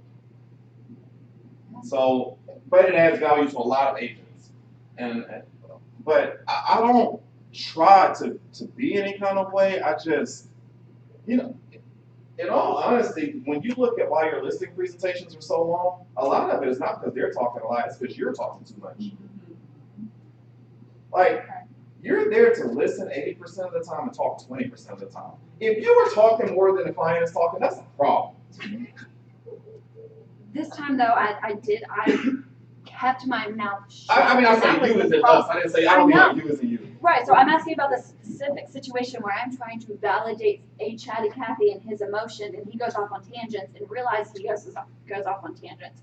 So I don't want to interrupt him, and yet interruptions has got to happen in order to, if I get another client like him. Don't let him wear you down. You know what you say next. Yeah, and that may have been the best Yeah, learning. don't let him part totally of it. get in your head. Just, you know what? You learned a lot that I day. know I You did. I you learned did. tremendously. And learning the disc profiles of people helps you a lot on your appointments. And if you're in this room and you don't know the disc profiles of a D, an I, an S, and a C, you really owe it to yourself to learn those. And not only I learned them, but what helped me more was learning their weaknesses and their fears. So DISC is not my class, but I will share with you the fears of the 4, because I feel like in the DISC profile classes, we don't talk about the fears a lot. The D is a very dominant personality. Their number one fear is you wasting their time. If you waste their time, they're not going to listen with you. They're going to want you out of their house. I think you're a D, Marco. So if he is really decisive, and he knows like 10 minutes, like, he's good, we'll give him a chance. List the house. And I keep talking. Eventually, he's like, Sister, shut up, just leave, go, get away from me. You know, D's, their dominant fear is wasting their time. Do not waste their time. They also talk in bullet points. So when you talk to them, you talk in bullet points. It's awesome. So in 17 days, get it done. Eyes. They're influencers. Life of the party. I'm an eye. I'm high. You can usually tell eyes because they'll have on something really bright like a pig top. Or an orange shirt. Their dominant fear is rejection. Eyes' dominant fear is rejection. Love them. Tell them they're special. And mean it. Love them. Do not let them experience rejection with you. The S, it's a soccer, it's like an S, what's the S for? Stable? Stable security. Steady. Their dominant fear is change. You have to help them understand that listing with you is not going to be a lot of change taking place. It's cool. It's going to be really easy. I'll make it real easy for you. Not a lot's going to happen. Most of the showings will be on Saturdays. So you can kind of live the way you've been living Monday through Friday. It's cool. Chill. Give me a hug. I mean, seriously. You're laughing. This is true. If you mess with people's fears, you will lose. If you mess with somebody's fears in the streets, that's a problem. If you mess with someone's fears inside of their house, you're done with you. You think about you. If someone comes inside your house and disrespects you, it's not going to go. A C, their dominant fear, C stands for compliant. They're like engineers, lawyers, shirts are really tucked in, military, engineering. Their dominant fear is being wrong. Don't ever make a C wrong inside of their house. They will not listen to you. You're like, so the house worth between, 280 and 320. He said, I looked at all the numbers and I know that we can get 345 for that. You don't want to be like, you're wrong, sir. There's no way you can get that. Those are interesting numbers there. And probably going to want to get a realistic appraisal so that we can work to it. That's the best way to move towards that. That is a very light way. You never tell a C they're wrong. Never tell a C they're wrong. Disc profiles and their fears are really big. And their strengths are really big too, but I found that their fears are really big. And in so many of the classes that we teach here, I would like to see us talk about the fears of disc profiles in the classes more. We talk about their strengths all the time. Brilliant. Yeah. That's brilliant. Yeah. So, you have people's house is their paradise. It's their paradise. It's where they feel the most comfortable. They don't have to be politically correct with you in their house. It's our job. It's not their job. It's their house. You have to make people feel good around you on the listing presentations. In general, but especially on listing presentations. Yes, sir. Going back to appraisal, when it doesn't appraise for the contract price, have you run into that in your experience, either on the buyer side or the seller side? Say that one more time. Where the appraisal, let's say the contract price is $350. We got appraised for $335. Right. Have you been in a situation on either on the buyer side or the seller side where you had to deal with that? Yeah, I've been in both. Bad appraisals happen. I don't know for certain, but I think appraisals come back good like 80% of the time. It's like 20% of the time they don't. Like 1 in 5 turn out bad. And if you're selling like 4 or 5 houses a month, then that means you're dealing with like one. Even if you're selling 5 houses every 2 months, that means like every other month you're dealing with bad appraisal. They happen often. So adding on to that, what approach did you take? Did you say, okay, we're going to represent the buyer? Right, I understood your question. And the truth of the matter is bad appraisals tear up deals a lot of times. Now, when a bad appraisal comes, a lot of times the seller can lower it. We're under contract for $350. The appraisal came in at $335. Am I correct? So there's a $15,000 gap there. So what happens a lot of times is the seller can decide to sell the house for $335 because that's all the bank can loan, or they can decide they can't afford to and the deal falls apart. I could be wrong. There are a lot of experienced agents in the room, but that's what happens. I think about 90% of the time. Well, 3 things can happen. The seller can lower the price, the buyer can come up, or they terminate. Or they can split. Or they can meet halfway. Or they can meet halfway, yeah. Or the buyer can meet halfway. You're going to be renegotiated. Right, like you quit paying closing costs or something like that to help, with the situation. Like I just had that happen. We were under contract. It was listed for $419, and I was representing the buyer. We came in at $425, so we could get the deal done. Offered over list price. We got it under contract. The appraisal came back at $415. And when the appraisal came back at $415, the seller lowered.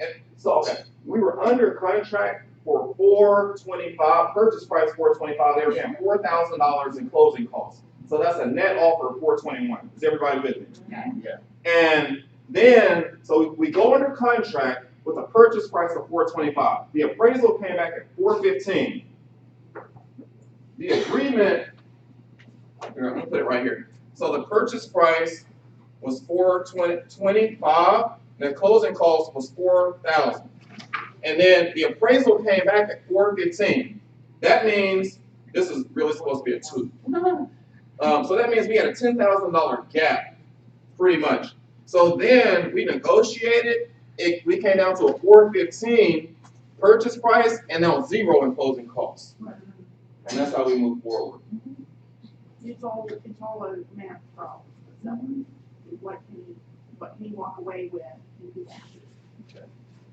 Yeah, you know, and now I've started to market myself more as a negotiation expert because so much of being a top realtor is really being able to negotiate at a high level. You negotiate on the front end, the purchase price, closing costs, when you first put under contract, you negotiate again for repairs, you negotiate again for the appraisal. You negotiate 3 times whenever a house is bought or sold. Yes, sir. I think the best thing you can do, and what I try to do, is Your name's, I'm so sorry. No You know I love you. I try to make people feel comfortable, and I let them know, you know, expectations up front. Like, here's where we're gonna be negotiating. The appraisal is one of those things that could come back low. If that happens, what is, you know, say it comes back $5,000 or $10,000 less, are you willing to sell for that price? At that point, are we gonna do that? And I like to put it all up front, so when we get to that, it's not like, oh man, what is this? Why is this happening? And then usually it helps, because 9 times out of 10, the seller does usually take the hit on it, in my experience. Yeah, and that's the same thing I said. 90% of the time, they either lower the price or it falls apart. And sometimes you can meet in the middle and then like negotiate closing costs and stuff like that, but having that conversation before has really helped me, because I didn't used to, I always like to have expectations, but I didn't used to put, well, once we get to amendment to address concerns, you might be losing such and such money here. Once we get to appraisal, if it comes back low, we might. And you're right about that. And you have to think, just like, you know, like I have a 6-year-old son, you know, and it's my job to, you know, be his daddy and protect him and show him the way. And in a lot of ways, like to your buyers and sellers, you're like the parent. If you're good, you're like a leader. And so much of what you're doing all the time is like calming them down. Because they're always getting real emotional. You know, and you have to like, whoo, it's gonna be okay. Chill out. It's not gonna, you know, and especially with appraisals, people get really scared by appraisals coming up. And I just have to say, you know, Susan, there's an 80% chance everything is gonna work out. There's nothing we can do about it now. Let's just calm down. We have a great house for a great purchase price. Let's celebrate this, and we'll worry about that in 2 weeks. But what I don't want to do is talk to Susan about this appraisal every day for the next 2 weeks, because there's nothing I can do, or she can. But so much of whatever comes up with buyers and sellers, to me, it's like, hey, it's cool. People, and you're laughing, but you have to be able to keep your people calm and happy. If they're not calm, they can't be happy. People can't be stressed and happy at the same time. Some people might, most people can't. You know, I am always, I feel like the number one piece of advice I'm giving to people is, calm down, it's going to be okay. Yes, ma'am. I'm so sorry. One thing I have learned is that I need to be more aggressive, definitely in this platform. So if I'm dealing with clients that are very dominant, I need to learn how to take control of the situation. But my question was, and just to address that before you move on, in bold, have y'all heard me talk about bold like several times? Yeah, you're getting paid for it. What's that? I'm just kidding, I think it's great. I talk about bold several times. What you do is you mirror and match your clients. And if they're dominant, that tells you that you should be more dominant. Well, You I'm know? naturally kind of.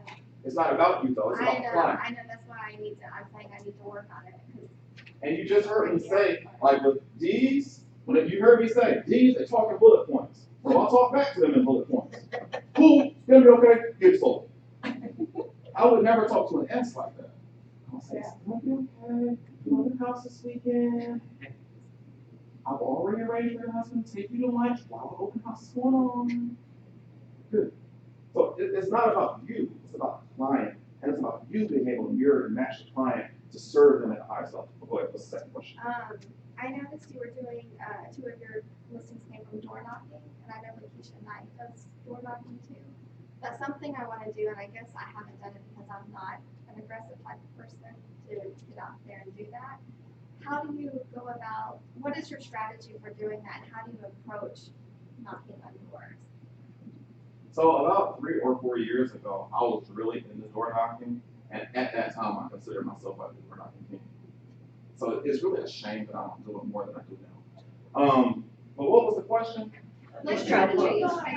So being aggressive has nothing to do with door knocking though. And in general, with all of this stuff, it's about touching enough people. You can be real. Oh, let me finish. You can be really aggressive and you only touch 2 or 3 people. It doesn't matter. You can be really soft and easygoing and not even have the sales skills. But if you talk to 50 people, 2 of them are going to want to do business with you. Yeah. So it's really about the numbers. And I've heard so many people tell me, "Well, I'm not aggressive. I'm not gregarious. I'm not social." It's not about that. It's really about touching people. So if you got 1 appointment and you talk to 20 people, if you need 3 appointments, how many people do you know that you talk to? Can I add to help? Whoa. How many, if you got 1 appointment and you talk to 20 people and you need 3 appointments, how many people do you have to talk to now? Exactly. It's not about how your personality is. Yeah. It's about how many people you're talking to. And my script in door knocking was, hey, I'm Trey Cooper. I'm a neighborhood expert. We have 2 families that need to be in this house, in this neighborhood right now. Who do you know that will sell right now? If you ask that question to 10 people, if you ask that question to 20 people, somebody's going to need to sell their house. It doesn't matter what your personality is like. It matters to you what your personality is like.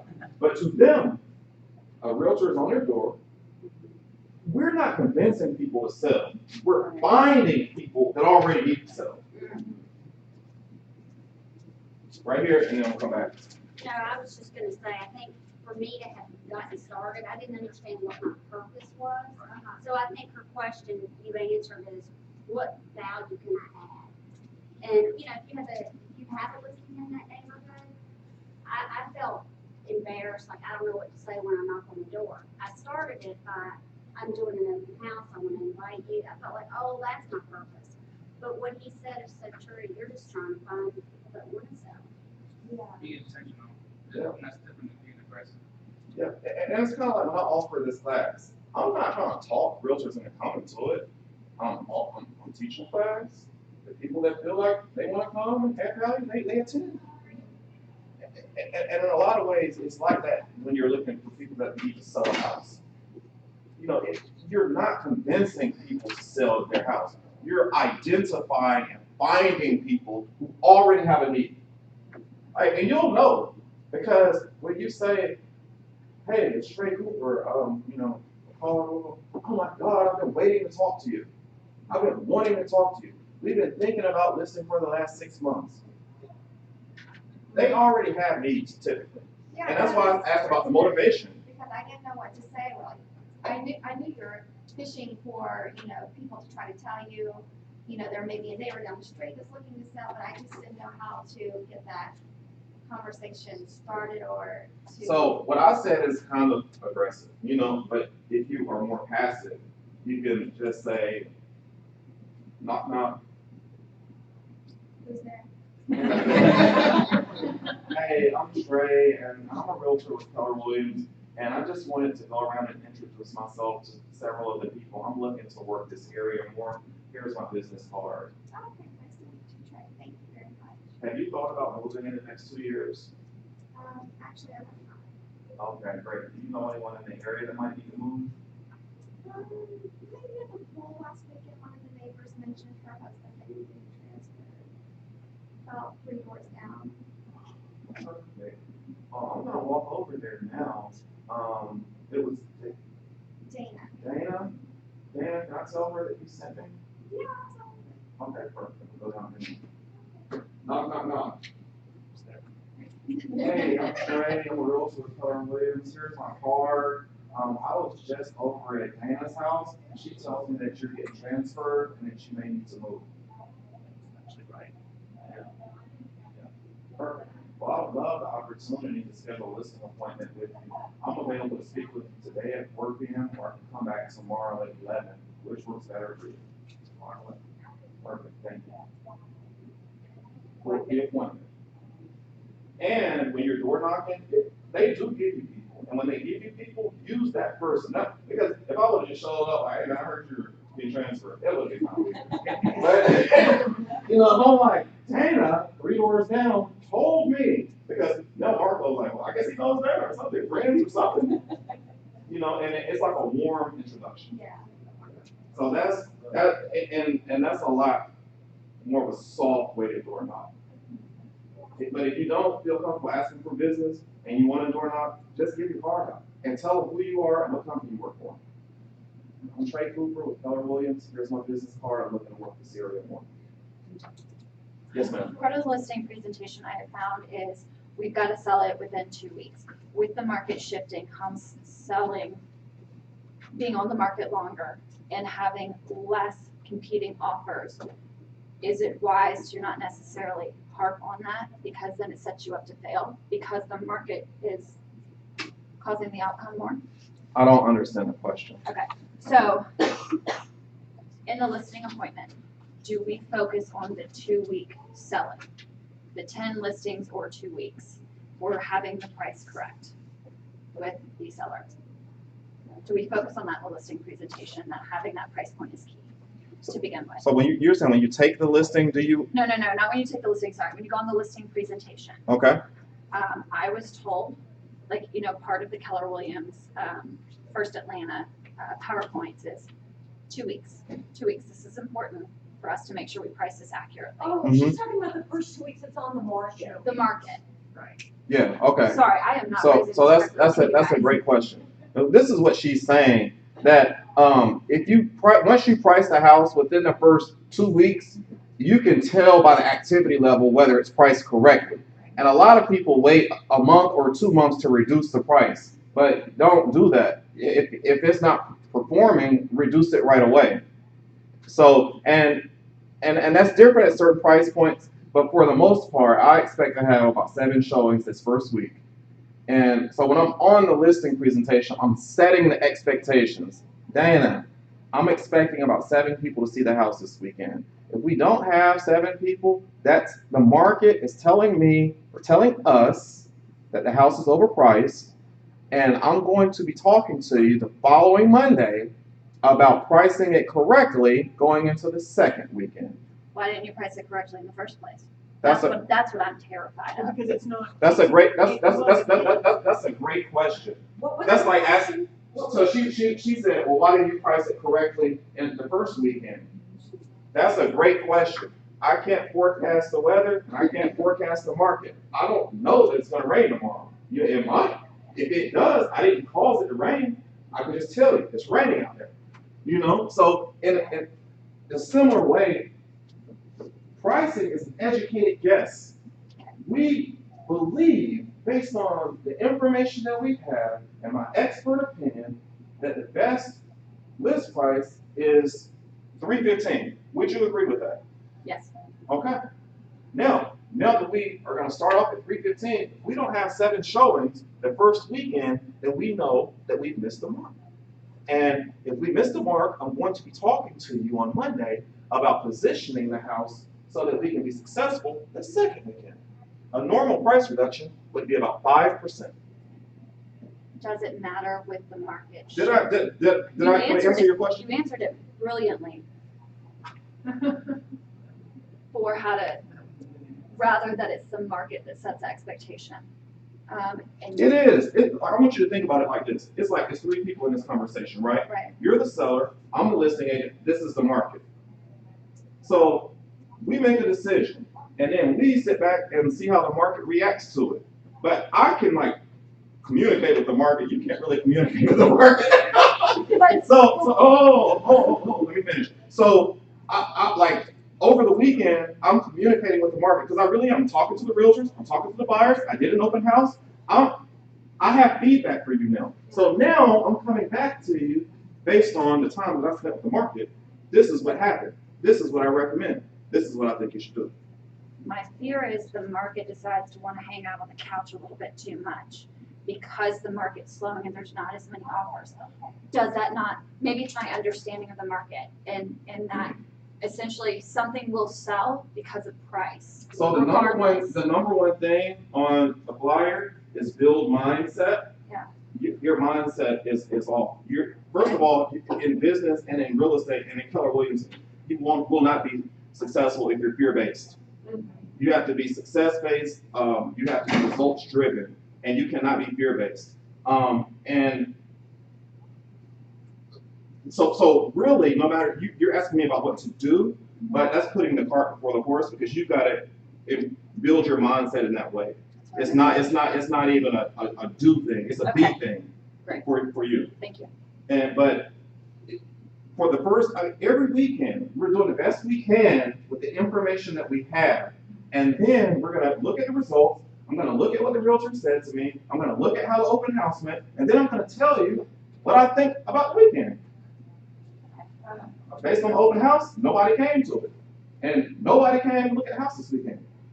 Miss Seller, I wouldn't be a good realtor if I didn't tell you the house is overpriced. Or the open house is amazing. We got 3 offers. I'm expecting another offer. You were in the fight, you should have some kind of feedback for them. Yes, ma'am. Question about door knocking. I know you said you were doing it a lot a few years ago. And this is gonna be the last question, because I gotta respect whatever they have going on in here next. That's how listen fucking really is. Sorry. Yes, ma'am. Did you come across them telling you you're soliciting into legal when you door knock? Susan, door knocks more than I do. Susan, please ask the question. My understanding is that if you are giving something, you're not soliciting. So if you're doing what Annette said, inviting them to an open house, or you wanted the neighbors to know what values were, and you're giving and not taking, and then you can ask what, you can do what Trey says, Trey says, are you aware of anybody that is thinking about something? You can do that. But if you give first, you really are not soliciting. And just to speak on that, because I should have ended 2 minutes ago. Soliciting to me is like, do you want to buy this vacuum container right here for $300 right here on the doorstep? Nobody can buy a house from you on the doorstep. I mean, they really can't. All you can do is let them know that you're in real estate and talk to them about real estate. So in that way, I don't think it's soliciting, but I haven't put out a neighborhood. Yes, yeah, that's possible. So I ask for forgiveness later. So in ending, thank you for coming to 10 lessons in 40 days. It was an absolute honor and a pleasure to have everybody. Fiona Jane, thank you for supporting me and turning me into a top producing realtor. And now, Fiona Jane and Stacy are in the room. Stacy is gonna do it, Okay, I understand that. But in ending, we need 3 ahas from today's class. Carol. Disappears. I live by that. Disappears. Lisa Bice. Stop talking so much. Ask dynamic questions. Absolutely. Like when you leave your listing presentation, when you see me after your listing presentation, come tell me the dynamic question you asked, not the dynamic statement you made. Yes, ma'am. I'm not God and I can't predict the market, so don't claim to do so. You're also the weatherman can't predict the weather, and they go to school for that. I know, right? You know, you're just you're the most educated person to help them make that decision, but you don't get it right 100% of the time. Yes. Appointments are $5,000. An appointment is a $5,000 bill. We can end on that. Thank you for coming.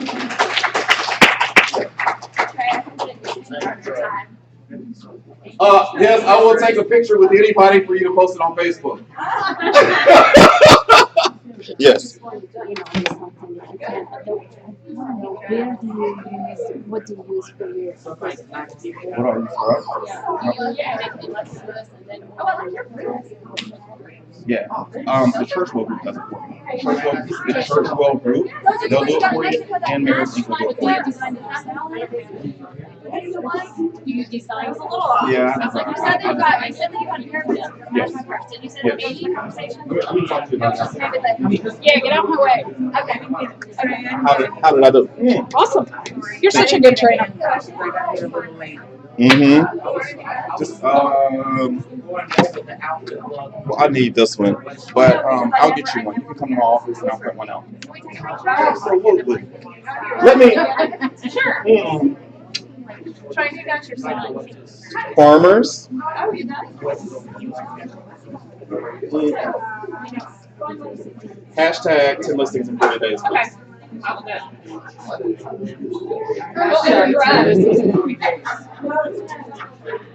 it. Thank you. Yeah. Okay. What do you recommend that I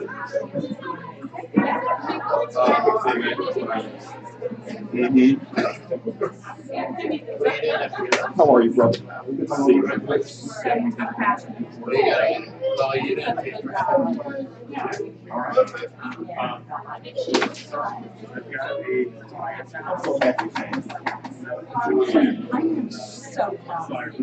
I'm about to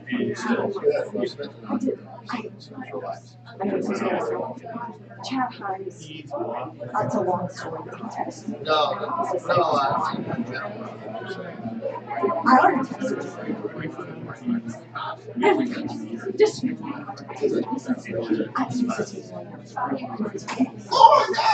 but I love it.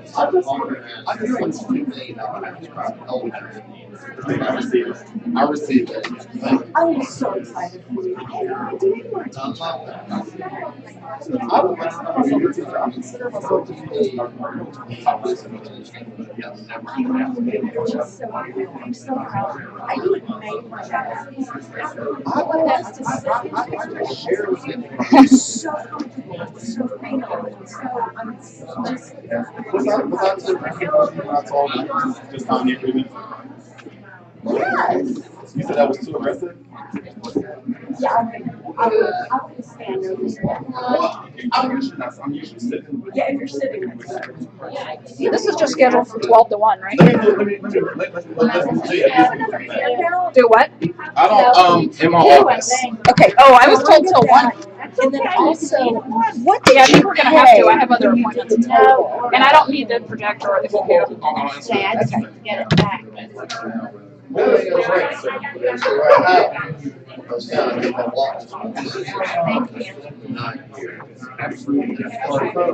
the captains for the listing contest? Don't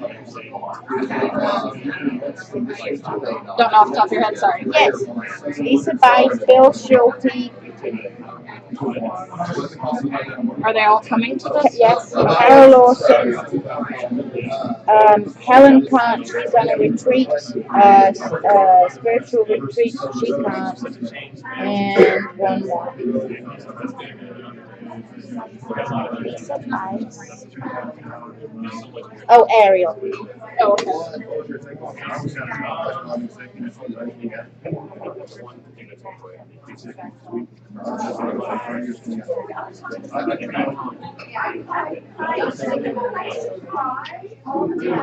So I can get out safe. Yeah, go talk in the hallway. You're 10 minutes into my class. Get out. I'm so sorry. I'm leaving now. You're good. I love you so. Get out. I love you. Bye, babe. You mentioned that it was okay to stay for it, right? I did. For the mastermind? I did. We'll just kind of hang out.